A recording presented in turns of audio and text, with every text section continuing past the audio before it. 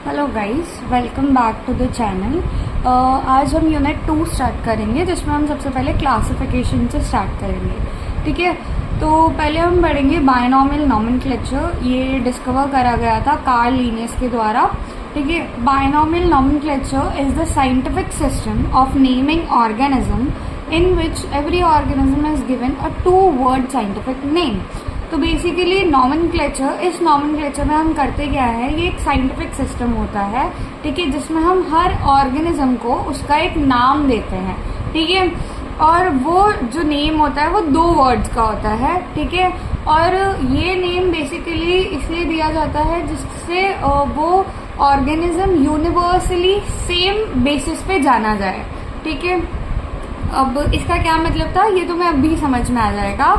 अब देखो, उसने बोला 2 वर्ड्स देता है। वो 2 वर्ड्स में से पहला वर्ड जो होता है वो जीनस होता है, और जो दूसरा वर्ड होता है वो स्पीशीज होता है।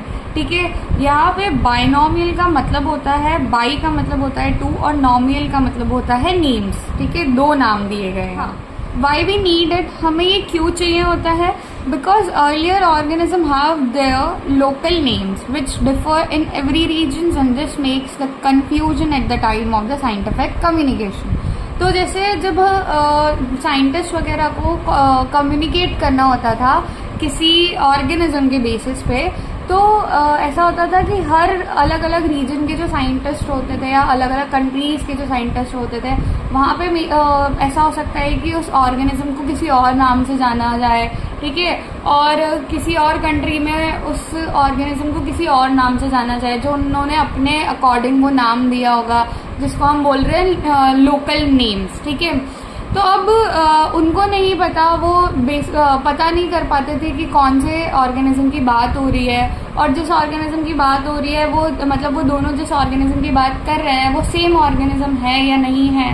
तो इस वजह से इन लोगों ने क्या करा, जैसे एक नेम दिया जो यूनिवर्सली सब जगह क्या होगा, सेम होगा, जिसको हम साइंटिफिक नेम बोलते हैं। ठीक है, अब यहाँ पे जीनस का क्या मतलब होता है, group of closely related species which have something in common between them.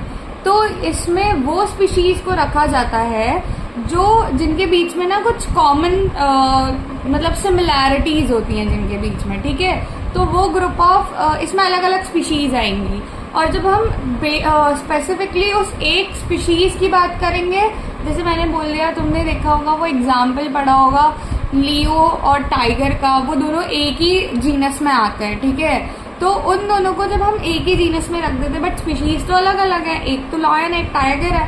ठीक है, तो आते तो अलग अलग स्पीशीज में है।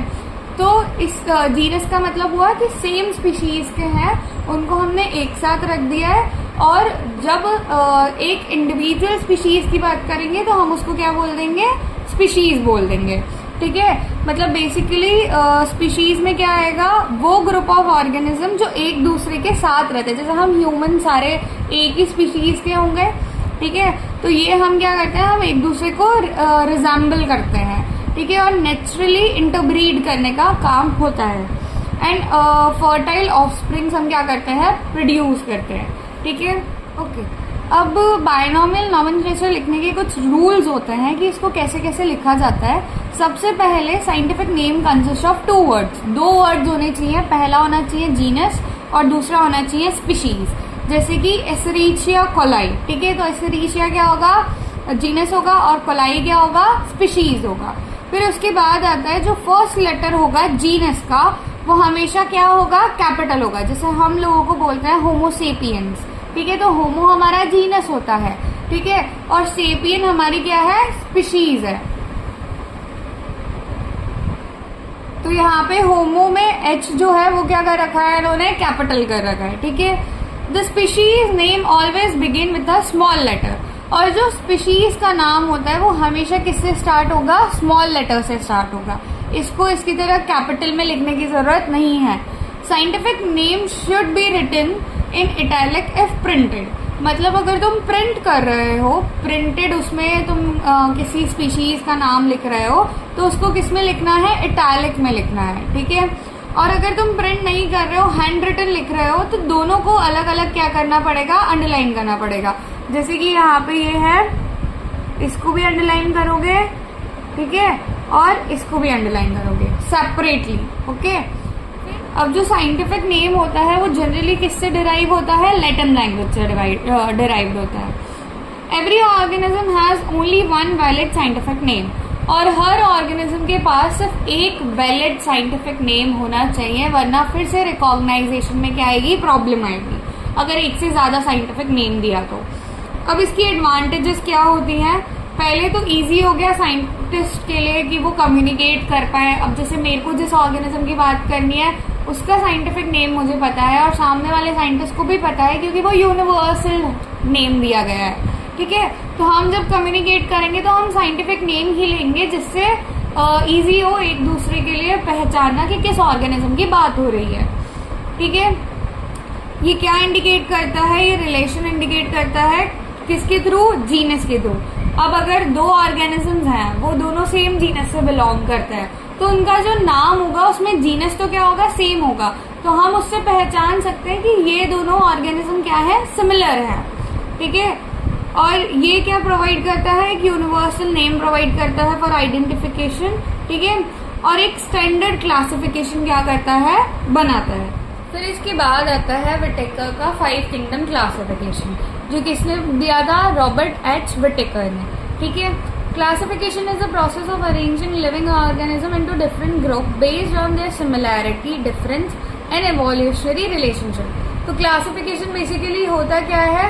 वो प्रोसेस है जिसमें हम अलग अलग लिविंग ऑर्गेनिजम्स को अलग अलग ग्रुप्स में रखते हैं और कुछ लिविंग ऑर्गेनिजम्स को साथ में रखते हैं। मतलब ये डिफाइन करता है कि कौन ऑर्गेनिज्म सिमिलर है, कौन डिफरेंट है, उनको अलग अलग रखा जाएगा, सिमिलर वाले को साथ में रखा जाएगा, और इससे हमें उनकी रिलेशनशिप पता चलती है कि उनमें कितनी सिमिलैरिटीज हैं, कितना डिफरेंस है, और वो दोनों मतलब क्या उनकी इवोल्यूशनरी रिलेशनशिप रही है, कैसे वो इवॉल्व करके इतना आगे तक आए हैं, और या फिर सबसे पहले कौन था, फिर उनसे इवॉल्व करते करते कौन बना, क्या क्या चेंजेस आए उनके इवोल्यूशन में, ठीक है।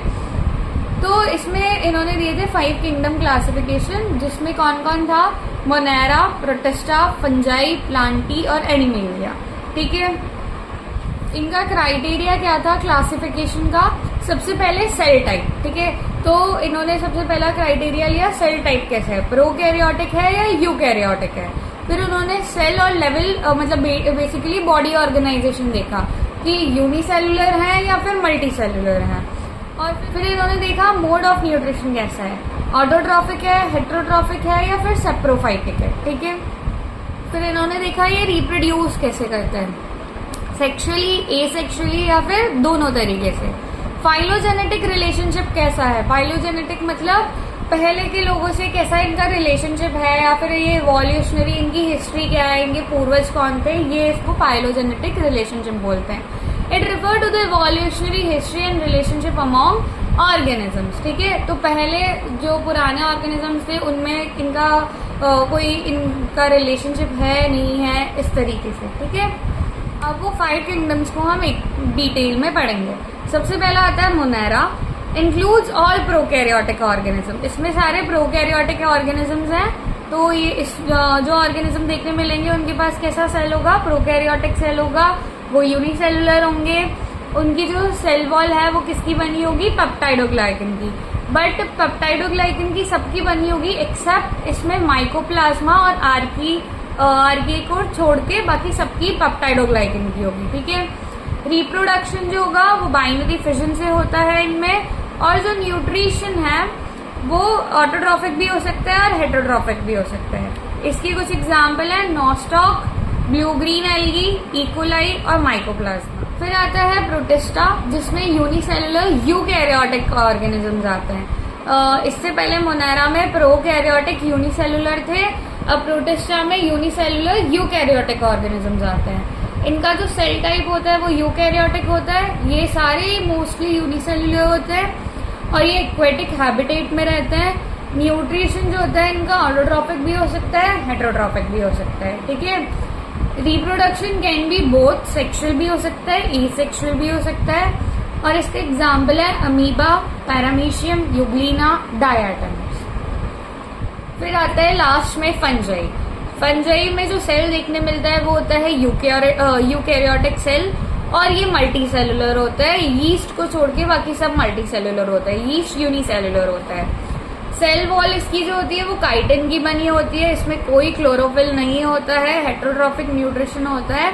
हेटेरोट्रॉफिक में भी एज अ सेप्रोफाइट वर्क कर सकते हैं, पैरासिटिक भी वर्क कर सकते हैं और सिम्बायोटिक भी देखने मिलता है। ठीक है, इसके एग्जाम्पल हो गए यीस्ट, पेनिसिलियम, मशरूम, एस्पेरेगुलस। ठीक है, फिर आता है प्लांटेन। इसमें भी सारे यूकैरियोटिक होते हैं, मल्टी सेलुलर होते हैं। इनकी सेल वॉल बनी होती है सेल्यूलोज से।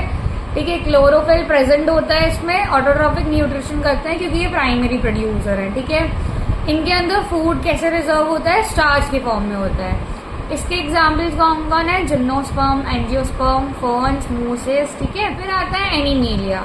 एनीमिलिया में भी सारे यूकैरियोटिक होते हैं, मल्टी सेलुलर होते हैं। इनके अंदर कोई सेल वॉल प्रेजेंट नहीं होती है और इनके ये जो न्यूट्रिशन करते हैं वो होता है हेटेरोट्रॉफिक न्यूट्रिशन। ये मोटाइल होते हैं, एक जगह से दूसरी जगह पर मूवमेंट शो कर सकते हैं।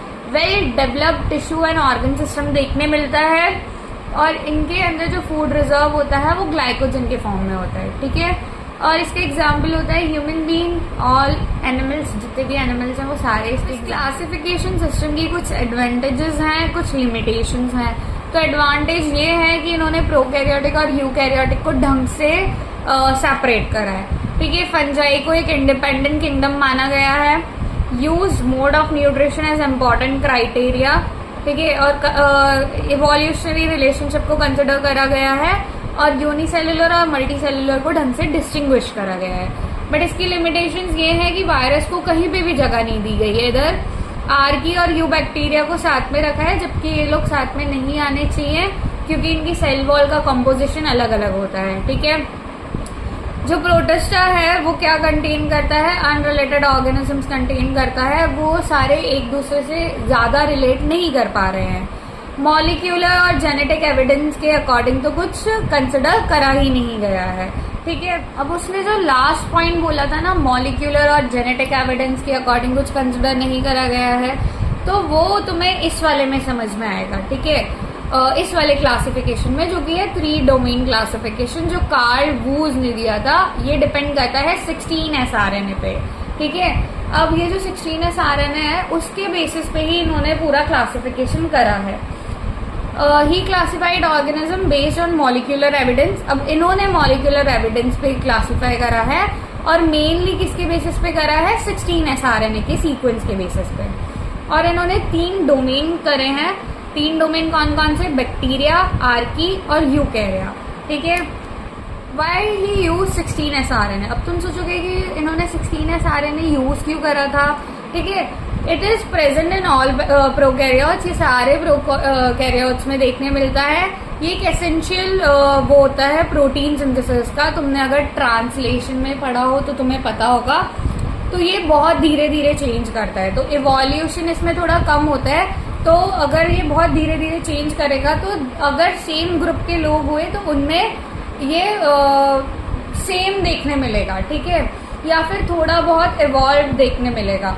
तो जितना ज्यादा इवोल्यूशन, जितना कम इवोल्यूशन होगा, हम उतना बता सकते हैं कि जैसे ऐसे मान लो एक एक बैक्टीरिया मान लिया हमने। ठीक है, इस बैक्टीरिया में जो 16 SRNA था ये पुराना बैक्टीरिया था। अब ये इवॉल्व करा और इवॉल्व करके दूसरा बैक्टीरिया बन गया थोड़ा। ठीक है, इवॉल्व बैक्टीरिया बन गया। और एक और था जो इससे ज्यादा इवॉल्व करा था, वो तीसरा वाला था। ठीक है, तीसरा वाला बैक्टीरिया था। अब हमने देखा कि इसके क्लोजली कौन सा वाला बैक्टीरिया है, तो हमने देखा कि ये वाला इसके सबसे क्लोज पड़ता है। तो हम इससे ये भी पता लगा सकते हैं कि ये जो बैक्टीरियाज हैं इनमें कौन किसके बहुत ज्यादा क्लोजली रिलेटेड है। जिसमें कम इवोल्यूशन हुआ होगा वो ज्यादा क्लोजली रिलेटेड होगा, जिसमें ज्यादा इवोल्यूशन हुआ होगा वो थोड़ा कम क्लोजली रिलेटेड है। ठीक है, ये चीज भी हम पता कर सकते हैं। देखो यहाँ पे लिखा भी है, which makes easy to compare organism how closely they are related. ठीक है, इसको कम हमने इसलिए बोला और इससे हमें ये इसलिए पता चल रहा है क्योंकि ये अभी इसने थोड़ा बहुत इवॉल्व करा है। ठीक है, और ये बहुत टाइम से एग्जिस्ट कर रहा है अर्थ पे इसीलिए इतना ज्यादा इवॉल्व कर चुका है इसके कंपैरिजन में, ठीक है। तो हमें ये भी पता चल जाएगा कि कौन कितना पुराना है, कितना प्रिमिटिव है। It contain conserved region and variable region. अब इसके पास क्या है, जैसे तुमने वो हेट्रोक्रोमेटिन और होमोक्रोमेटिन पढ़े होंगे ना, तो उसमें ऐसा होता है ना, एक कंजर्व्ड रीजन होता है जो चेंज नहीं होता है, ठीक है, और वो चेंज नहीं होता है। इस वजह से हम उस कंजर्व्ड रीजन से पता लगा सकते हैं कि ये किस किस में कौन कौन से बैक्टीरिया में देखने मिल रहा है, और फिर हम उन सबको एक साथ एक ग्रुप में डाल सकते हैं, ठीक है, क्योंकि वो कंजर्व्ड है, वो चेंज नहीं होने वाला है, और चेंज होगा तो बहुत धीरे धीरे चेंज होगा। और वेरिएबल रीजन का मतलब होता है जो वेरी कर जाता है, वो जो चेंज हो जाता है। अब इसमें सबसे पहले आता है डोमेन बैक्टीरिया, जो प्रोकैरियोटिक होता है। इसकी सेल वॉल पेप्टिडोग्लाइकन की बनी होती है। इसमें 70S राइबोसोम्स होते हैं। इसका एग्जाम्पल है इकोलाई और बैसिलस, ठीक है। फिर आता है डोमेन आर्किया, ये प्रोकैरियोटिक होता है। इसकी सेल वॉल में पेप्टाइडोग्लाइकन नहीं होता है। ये वो बैक्टीरियाज वगैरह होते हैं जो एक्सट्रीम एनवायरनमेंट में रहते हैं। जैसे तुमने सुना होगा कुछ ऐसे बैक्टीरियाज होते हैं जो बहुत ज्यादा एसिडिक एनवायरनमेंट में रहते हैं, या तुमने वो थर्मस एक्वेटिकस का एग्जाम्पल सुना होगा जो सबसे हाई टेम्परेचर में रहता है, पीसीआर में काम आता है। तो वो कौन से डोमेन में आएगा, आर्किया डोमेन में आएगा, ठीक है, क्योंकि वो सबसे क्या कहते हैं, थर्मोफिलस एक्वेटिकस, क्योंकि वो सबसे हाई टेम्परेचर पे रहता है। तो एक्सट्रीम एनवायरनमेंट का मतलब यही होता है। जैसे यहाँ पे इसका थर्मोफाइल दे भी रखा है, हेलोफाइल्स हो गया, मेथानोजन्स हो गए, ठीक है, और इनमें भी 70S राइबोसोम्स होता है। फिर तीसरा डोमेन आता है यूकैरिया। इसमें सारे यूकैरियोटिक्स आ जाता है, ट्रू न्यूक्लियस प्रेजेंट होता है, ठीक है, और 70S राइबोसोम्स होता है। इसमें प्रोटिस्टा, फंजाई, प्लांटी, एनिमेलिया सब कवर हो जाता है, ठीक है। अब इस सिस्टम की एडवांटेज क्या थी कि ये बेस था मॉलिक्यूलर एविडेंस पर, जो कौन सा वाला था, 16SRN है, और ये ट्रू इवोल्यूशनरी रिलेशनशिप बता रहा है, ठीक है, कि कैसे कैसे कौन कौन किस बैक्टीरिया से कितना इवॉल्व हुआ है, ठीक है। और ये आर्की और बैक्टीरिया को क्या करता है, सेपरेट करता है, और ये ज्यादा एक्यूरेट है RH विटेकर के कंपैरिजन में, ठीक है। फिर आते हैं तुम्हारे प्रोकैरियोटिक और यूकैरियोटिक का डिफरेंस। प्रोकैरियोटिक का ओरिजिन हुआ था 3500 मिलियन ईयर्स अगो, और यूकैरियोटिक का हुआ था 25 मिलियन ईयर्स अगो, ठीक है। ये सबसे ज्यादा प्रिमिटिव सेल्स हैं, ये एडवांस सेल हैं, ठीक है। इनके अंदर न्यूक्लियर मेम्ब्रेन नहीं होती है, और डीएनए फ्रीली प्रेजेंट होता है साइटोप्लाज्म के अंदर। इनके पास डीएनए जो होता है वो कवर्ड होता है, क्योंकि उनके पास न्यूक्लियर मेम्ब्रेन होती है, एक अच्छा खासा न्यूक्लियस होता है। मेम्ब्रेन बाउंड ऑर्गेनेलीज नहीं होती है इनके पास, कोई मेम्ब्रेन बाउंड ऑर्गेनेली नहीं होती है इनके पास, बस राइबोसोम्स फ्रीली प्रेजेंट होते हैं इनमें, ठीक है। और इन लोगों के पास मेम्ब्रेन बाउंड ऑर्गेनेली प्रेजेंट होती है। इनका जो क्रोमोसोम होता है वो नॉर्मली होता है, सिर्फ डीएनए होता है। इनके क्रोमोसोम में प्रोटीन भी अटैच्ड होता है।